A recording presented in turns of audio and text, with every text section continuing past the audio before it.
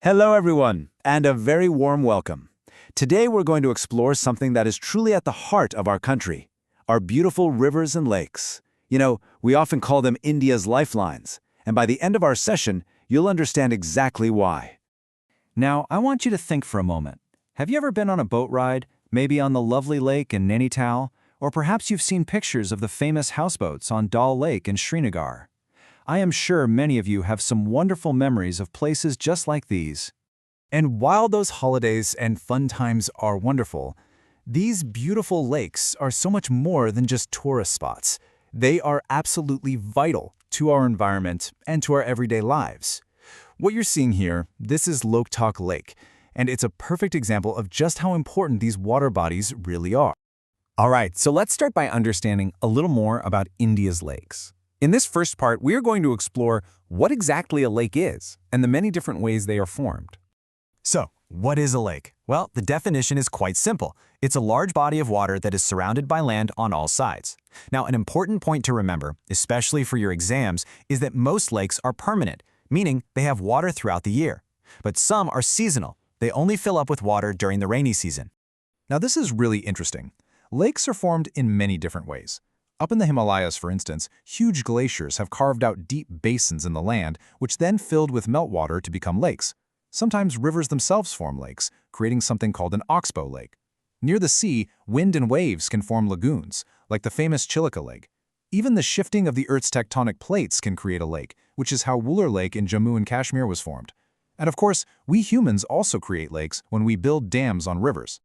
So that brings us to the two main types of lakes. On one side, we have natural lakes like Wooler Lake and Dal Lake, which were formed by nature. And on the other side, we have man-made lakes. These are usually the reservoirs that form behind big dams, like the Guru Gobind Sagar. So why do we need to study lakes? Why are they so important? Well, think of them like giant sponges. During heavy rains, they soak up extra water, which helps prevent floods. And during the dry season, they slowly release that water, keeping the rivers flowing. We also use them to generate electricity. They even help keep the climate in the surrounding areas moderate and cool. Plus, they're home to countless plants and animals, and of course, their beauty attracts tourism. Now, we've talked about lakes, where the water is mostly still. But these lakes are often connected to our country's other great water system, the rivers. So let's now turn our attention to these mighty flowing waters. We call them the nation's lifeline, and for a very, very good reason. They are fundamental to our economy. Just look at this map. It's amazing, isn't it? The sheer number of rivers crisscrossing our country. They are just like the arteries in our body, carrying life-giving water to every corner of the land. From the holy Ganga in the north to the Godavari in the south. For thousands of years, these rivers have been the backbone of our civilization. So, how exactly are they important for our economy? Well, first and foremost, agriculture. Our farmers depend on river water for irrigation to grow the food we eat. Also, think about our big cities. Most of our ancient settlements started on the banks of rivers, and they have grown into the bustling cities we see today. And just like with lakes, we build dams on rivers to generate hydropower, or electricity. They even serve as natural highways for transporting goods. But there's a problem. A very serious one. This vital lifeline that has supported us for so long is now facing a great threat. And that is the growing problem of river pollution. This is something we all really need to understand. So, what is causing this pollution? Well, a major cause is the untreated sewage, the wastewater from our homes and cities that flows directly into the rivers. Then, there are the harmful chemical wastes from industries. At the same time, we are taking out huge amounts of water for farming and for our daily use. This reduces the amount of water in the river, making the pollution even more concentrated. You see, rivers have a remarkable natural ability to clean themselves. We call this self-cleansing capacity. A river with a good, strong flow can dilute pollution and break it down over a certain distance. For example, the Ganga is known to clean most pollution within 20 kilometers of a big city, but only if there is enough water flowing in it.